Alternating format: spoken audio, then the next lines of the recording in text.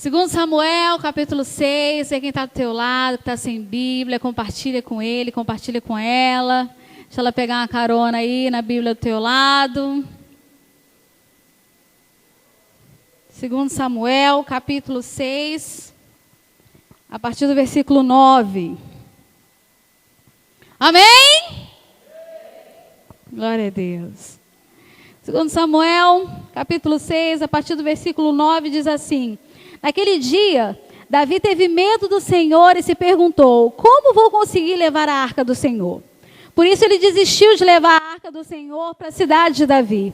Em vez disso, levou-a para a casa de Obed-edom de Gate. A arca do Senhor ficou na casa dele por 3 meses, e o Senhor o abençoou e toda a sua família. E disseram ao rei Davi: o Senhor tem abençoado a família de Obed-edom, e tudo o que ele possui por causa da arca de Deus. Então Davi, com grande festa, foi à casa de Obed-edom e ordenou que levassem a arca de Deus para a cidade de Davi.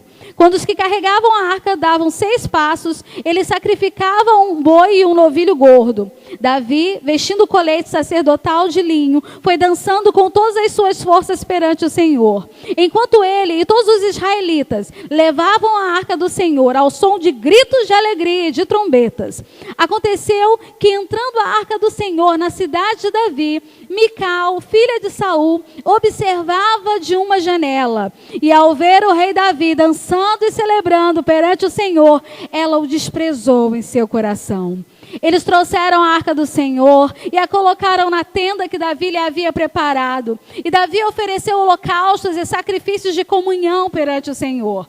Após oferecer os holocaustos e os sacrifícios de comunhão, ele abençoou o povo em nome do Senhor dos Exércitos. E deu um pão, um bolo de tâmaras e um bolo de uvas passas a cada homem e a cada mulher israelita. Depois de todo o povo, partiu cada um para a sua casa. Voltando Davi para casa para abençoar sua família, Mical, filha de Saul, saiu ao seu encontro e lhe disse: como o rei de Israel se destacou hoje, tirando o manto na frente das escravas de seus servos como um homem vulgar.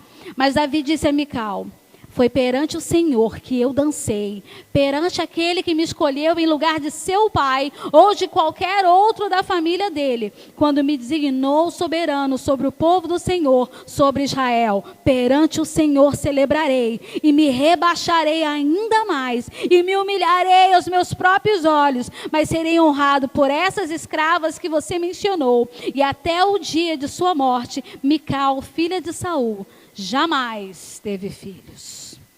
Senhor, nós queremos ouvir a Tua voz. Fala conosco, Deus, nesse lugar. Que o Teu Espírito Santo, ó Pai, possa nos revelar aquilo que Tu desejas falar conosco, agir em nós, tratar em nós, em nome de Jesus. Amém. Essa semana eu estava pedindo ao Senhor uma palavra para poder compartilhar num grupo que a gente tem no WhatsApp, do Movidas pela Graça, um grupo só de mulheres. E o Senhor ministrava muito o meu coração a respeito da vida de Mical. E ministrou tanto, que estendeu o meu coração até a igreja. E todo mundo conhece a história de Davi e sabe que Mical foi a filha que Davi ganhou como noiva quando venceu o gigante. E ela foi a primeira esposa de Davi e ela amava Davi.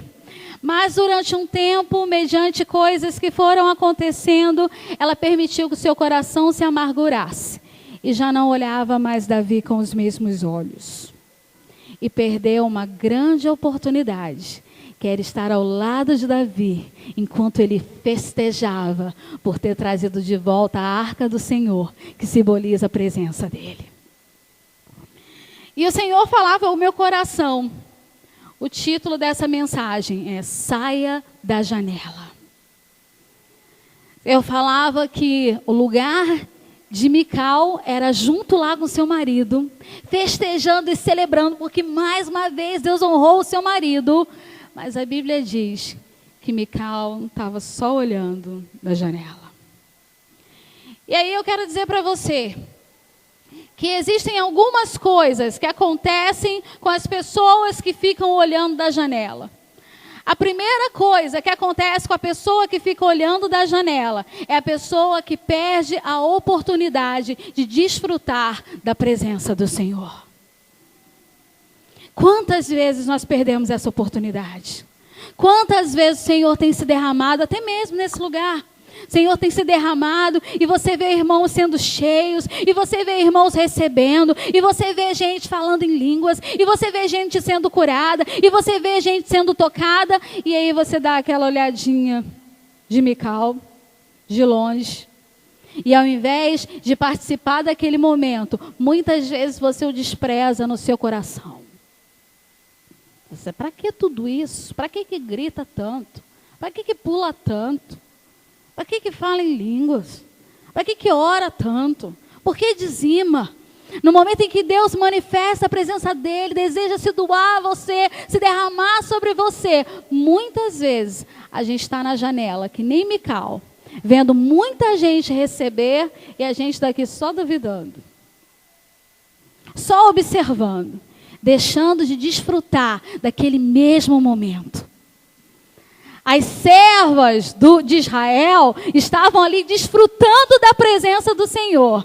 E a esposa do rei, que poderia estar lá curtindo a mesma vitória, perdeu a oportunidade de desfrutar dessa presença. A segunda coisa que acontece com a pessoa que está na janela, ela quebra aliança com facilidade. Ela quebra princípios divinos com facilidade.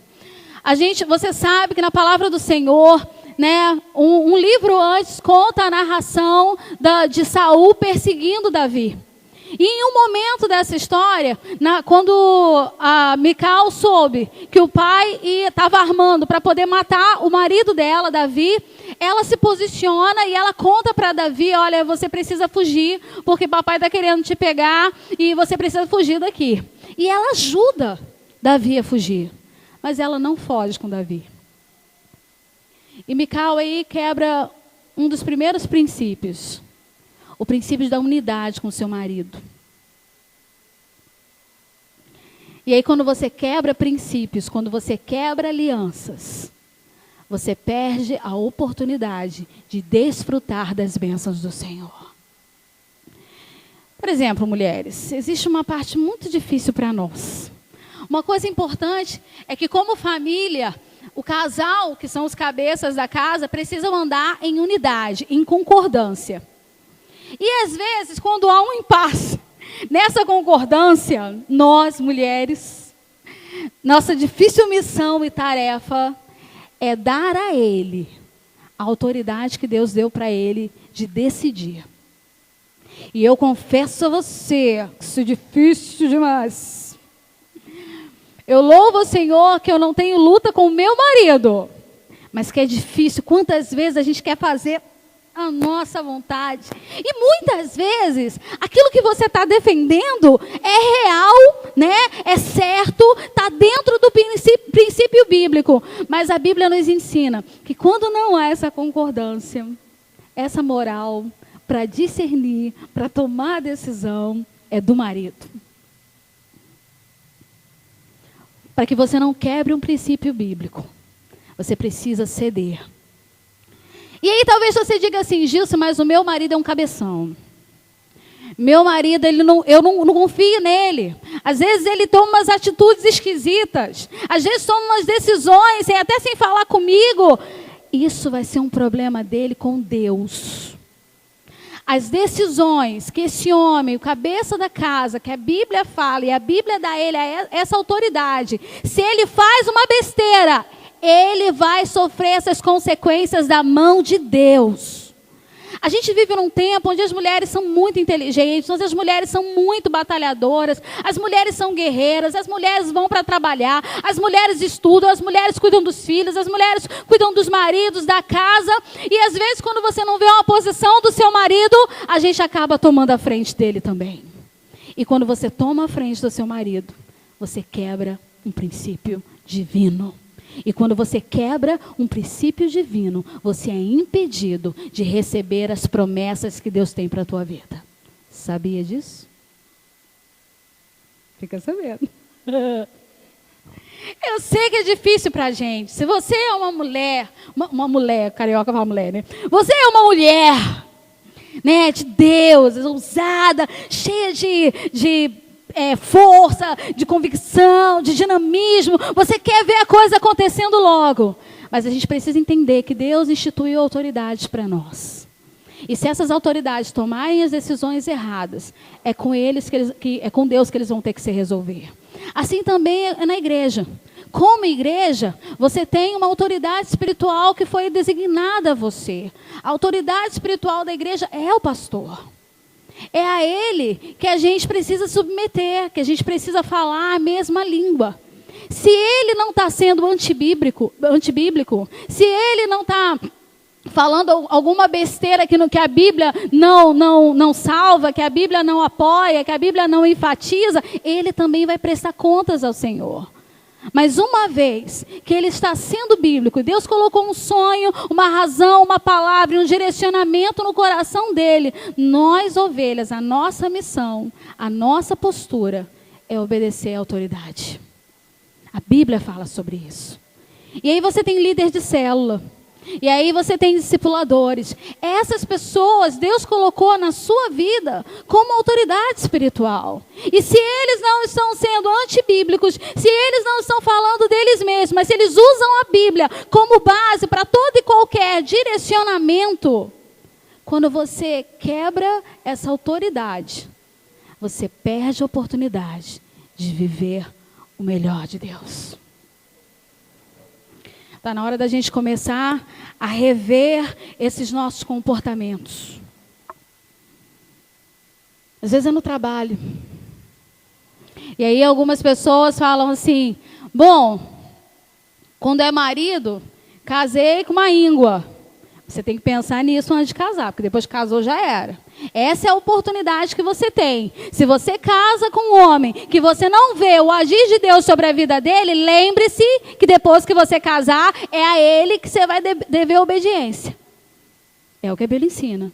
E, gente, é um privilégio para nós poder servir com obediência ao Senhor. Por mais difícil que seja, o Senhor honra a tua obediência. E como igreja, a gente precisa entender isso, porque a igreja só flui, a igreja só anda, a igreja só caminha quando nós falamos a mesma língua, andamos numa mesma visão. E às vezes a visão é doida, às vezes a visão é esquisita, não cabe no nosso entendimento. Mas, assim como aconteceu com Noé, que o Senhor manda construir uma arca daquele tamanho, para esperar uma chuva que ninguém conhecia. Quando você obedece, você desfruta das bênçãos do Senhor. Amém? Então diga para o seu irmão, saia da janela. Levanta essa voz e fala para o outro aí, saia da janela em nome de Jesus. Outra coisa que acontece com quem fica na janela é que a pessoa que fica na janela acaba desenvolvendo um espírito de crítica. Não é um senso crítico, que um senso crítico todos nós precisamos ter. É um espírito de crítica. Que, normalmente, quem fica muito na janela, fica observando o que está acontecendo em volta, não é verdade? Provavelmente está com um tempinho livre. Ou seja, a ociosidade já pode levá-lo a cometer pecado. E eu me lembro que quando eu morava em apartamento, quando chovia e trovejava, a nossa alegria era ir para a janela. Mas a gente olhava para o céu. Quando você começa a olhar da janela e olhar para baixo, quando você começa a olhar de longe, você tem uma tendência a querer analisar a situação, a querer fazer uma crítica a respeito. Como estão dançando, como estão cantando, como estão falando, como estão fazendo, como estão vivendo.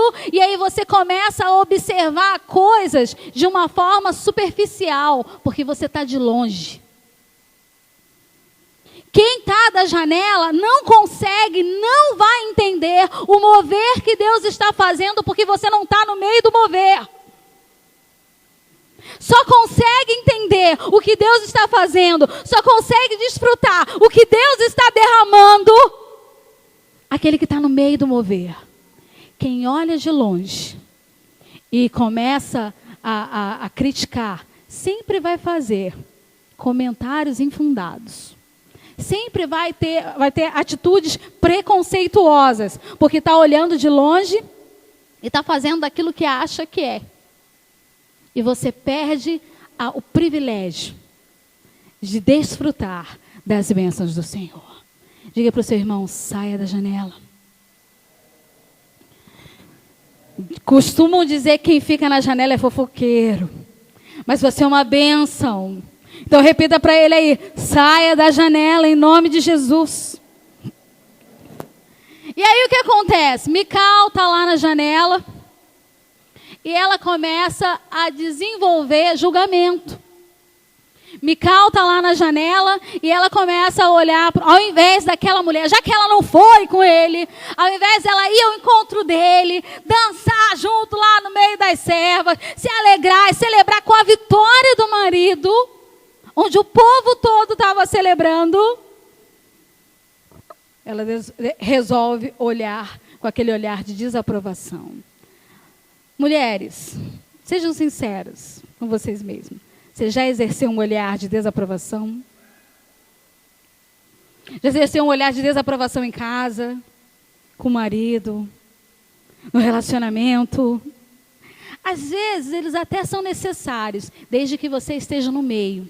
Se você estiver junto, você vai poder observar o que realmente está acontecendo. Se você estiver junto, você não vai criticar. Você vai viver, você vai presenciar, você vai desfrutar da presença do Senhor. E às vezes a gente se protege de não querer estar em determinados lugares, porque você acha que aquilo não é para você. Ah, porque esse negócio de liderar célula não é para mim, porque esse negócio de falar em línguas não é para mim, porque esse negócio de ministrar não é para mim, você começa a falar um monte de coisa. E eu me lembro que quando eu sempre fui muito curiosa na palavra, muito desejosa de aprender da palavra, e eu fazia muitas perguntas para o meu pastor, muitas perguntas para a minha mãe, na época de seminário, que ela tinha feito seminário, mas eu nunca quis ir para o seminário, porque na minha cabeça quem vai para seminário é pastor, e eu não queria isso. E aí, o meu namorado, na época, também estava faminto por mais de Deus. E ele começava a perguntar para a mamãe. E mamãe fez o que ela fazia comigo. Estimulou ele a ir. E aí eu acabei ficando animada de ir com ele. Porque ele disse que queria aprender mais. Ele não queria ser pastor. Ele queria aprender mais. Ele estava desejoso. E aí eu falei, opa, beleza. Então vamos aprender junto. Mas quando terminou o primeiro ano, no finalzinho do primeiro ano, bacharel em teologia, ele vira para mim e fala, Gilson, eu quero ser pastor. Eu vou ser pastor. Falei, e agora eu vou ter que terminar com ele. Tu tá rindo? Eu chorei pra caramba. Eu falei, Senhor, eu não sirvo para ser mulher de pastor. Eu falo alto pra caramba. Eu ri, gargalho, estrangulosamente. Eu sou espontânea, fora do comum. Meu tom de voz é doce, como você está escutando. E eu falei, não vai rolar, Deus, não tem jeito, eu vou ter que terminar. Eu comentei com a minha mãe, e minha mãe falando, minha filha, ser esposa de pastor é uma bênção, o Senhor vai te usar. Mas na minha cabeça, o perfil que eu tinha de esposa de pastor era aquela muito doce, eu falo assim, falava baixinho, totalmente comportada, né, sentada e, né, assim, muita expressão extravagante. Eu falei, eu não sirvo para isso, porque se eu passasse um negócio desse, já não vou ser mais eu. E o Senhor disse para mim, eu não preciso que você seja igual a nenhuma delas. Eu não criei você de forma singular para ser igual a ninguém. Eu criei você para ser a Jucimara que eu, desde o ventre da sua mãe, escolhi. Quem vai modelar você sou eu. Quando o Senhor ministrou isso no meu coração, eu literalmente falei, seja o que Deus quiser. Mas eu me permiti, mesmo com o coração dolorido e preocupado com essa responsabilidade, eu me permiti. E eu posso dizer que eu tenho vivido do Senhor muito mais do que eu tinha imaginado, enquanto ainda namorava. Muito mais do que eu tinha imaginado enquanto eu sonhava com os planos e projetos para a minha vida. Eu quero dizer para você que o Senhor só vai agir na sua vida quando você tomar a decisão de sair da janela e vir para o meio. Vim para o meio do que está acontecendo. Vim para o meio do que o Senhor está fazendo. É muito legal que você venha um domingo à noite na igreja. Mas apenas isso não faz com que você saia da janela. Você precisa ir para a célula, você precisa vir para a oração, você precisa vir para a vigília, você precisa vir para o meio, porque é quando você vai para o meio que Deus modela em você o homem e a mulher que Ele sempre sonhou. Porque é quando você vem para o meio que você desfruta das bênçãos do Senhor. Mical estava muito preocupada com o que os outros iam dizer. Ela era filha de Saul, ou seja, foi criada com todos os protocolos, com toda a etiqueta de que uma princesa deveria ser, de como uma família real deveria se portar. E ela ficou muito mais preocupada com o que os outros iam falar do que o que Deus estava pensando naquele momento. E muitas vezes nós também ficamos preocupados com o que os outros vão falar. Deixamos de levantar a nossa mão em adoração, deixamos de ir para o meio, deixamos de nos colocar à disposição, preocupados com o que os outros vão falar. Amado, em nome de Jesus, o Senhor não veio para viver de protocolo. Jesus não veio a essa terra para viver por regras de homens. O Senhor veio nessa terra para estabelecer em você o reino dele. E se Mical tivesse ido com Davi, se Mical tivesse ido celebrar, Mical ia desfrutar do reinado que Davi teve lá na frente. Mical ia poder, ela era a primeira esposa. Ela antes amava Davi. Davi a tinha com respeito antes. Ela podia desfrutar daquele momento se ela não tivesse quebrado aquele princípio divino lá atrás. E ela ia poder viver das bênçãos, da riqueza, de tudo que o Senhor estava planejando para ela. Mas Davi não quis fugir Mical não quis fugir com Davi. Porque fugir com Davi significava que ela ia ter que abrir mão do palácio. Fugir com Davi significava que ela ia ter que abrir mão da manicure, da chapinha, da comida gostosa, do camarão. Fugir com Davi significava que ela durante um tempo ia ter que dormir ao relento, ia ter que se esconder em cavernas. Ela abriu mão de passar por algumas provações com o seu marido naquele momento para poder viver experiências muito maiores lá na frente, desfrutar das bênçãos do Senhor lá na frente. Eu quero dizer para você que o Senhor tem inúmeras bênçãos para a tua vida. O Senhor deseja realizar a promessa dele na sua vida. Mas enquanto você estiver sentado na janela, tudo que vai acontecer a você é o que aconteceu com Mical. A Bíblia diz que Mical ficou estéril. E quando nós ficamos na janela e não vamos para o meio daquilo que o Senhor está fazendo, no mundo espiritual, na nossa vida espiritual, também cria-se uma esterilidade. Você não reproduz nada, você não gera nada. Você não muda o seu comportamento de vida, você não alcança as coisas mais simples que o Senhor já sonhava para você. Você não toma uma atitude, você não passa num concurso, você só se anula, porque o Senhor literalmente permite que você se torne estéril. Saia da janela.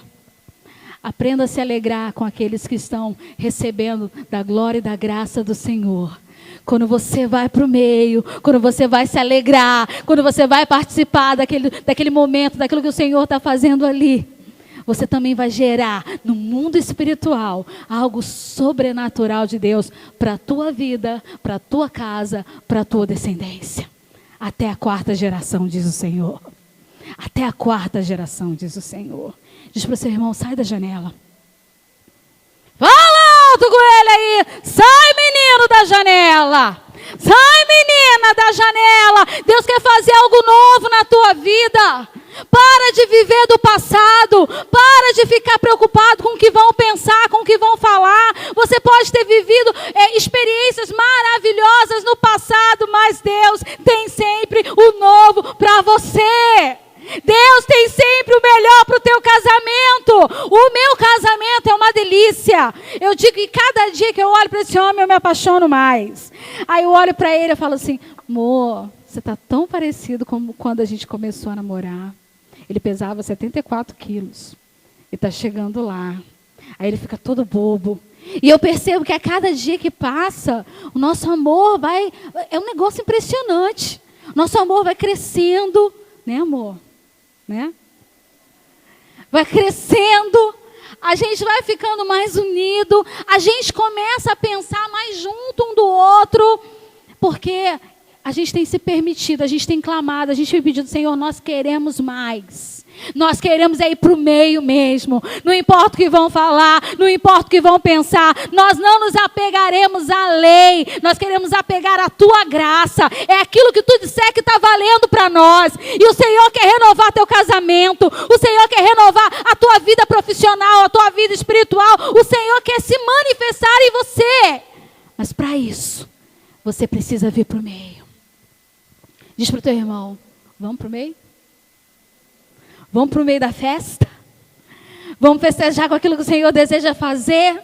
Porque onde a presença do Senhor está, como foi cantado hoje aqui, a tristeza tem que sair. Na casa onde a presença do Senhor está, não dá para viver de amargura. Na casa onde a presença do Senhor está, não dá para viver de cara emburrada. Eu me alegro na presença do Senhor. O Senhor manda a gente se alegrar. E Ele diz, outra vez vos digo, alegrai-vos. Por isso eu rio mesmo. E aí teve uma criatura que virou para mim e falou assim, pastora, a senhora não tem problema não, né? Eu falei, não. A senhora está sempre sorrindo. Pois é, e muitas vezes, quando você me vê sorrindo muito, às vezes eu estou no auge dos problemas. Mas eu sei que a presença do Senhor está na minha vida, na minha casa. E ainda que eu tenha que passar por lutas, ainda que eu tenha que passar por dificuldades, ainda que eu tenha que abrir mão das minhas vontades e do meu conforto, eu sei que o Senhor tem um novo para mim. E se eu ficar na janela, eu não vou receber do novo de Deus. Então, em nome de Jesus, amado, eu quero que apenas você que entendeu o que é estar na janela e não deseja mais ficar naquele lugar de crítica, naquele lugar de palavra desumana, naquele lugar de amargura e muitas vezes até de inveja, se coloque de pé em nome de Jesus. Porque o nosso clamor nessa noite é para celebrar na presença do Senhor. Amém? Nessa noite, o nosso clamor é para viver o melhor de Deus. Nessa noite, o nosso clamor é para desfrutar do novo de Deus, das bênçãos do Senhor. Em nome de Jesus. Fala com teu irmão aí. Nós vamos desfrutar da presença do Senhor. Enquanto nós estivermos no meio, nós desfrutaremos da presença do Senhor. Em nome de Jesus. Não permita que a amargura, não permita que a dor, não permita que a preocupação, não permita que muitas vezes as discordâncias dentro de casa roube de você a alegria que o Senhor derramou. Aleluia! Glória a Deus! Louvado seja o nome do Senhor. Você pode dizer, louvado seja o nome do Senhor. Diga, nele me alegrarei. Aleluia. Levanta as suas mãos para o céu. Diga ao Senhor aí no seu coração, Senhor, em nome de Jesus, eu me recuso a viver como Mical. Eu me recuso, como filho do rei, como filha do rei, a ficar olhando da janela e não desfrutar daquilo que tu tem preparado para mim. Senhor, em nome de Jesus, eu quero ir para o meio, ó Deus. Repreenda em mim todo espírito crítico, em nome de Jesus. Repreenda em mim todo coração endurecido, em nome de Jesus. Que eu não dê legalidade ao inferno quando entro em discordância com as autoridades que Deus colocou sobre a minha vida. Que eu não permita, ó Pai, que as bênçãos que sejam derramadas eu não possa usufruir por causa da dureza do meu coração. Nessa noite, Senhor, eu sei que tu desejas derramar mais. Eu sei que tu desejas nos usar para curar, para profetizar, para fluir nos dons, ó Pai. E nessa noite nós queremos tomar posse em nome de Jesus. E nós estamos aqui como Davi, dispostos, ó Pai, a rasgar o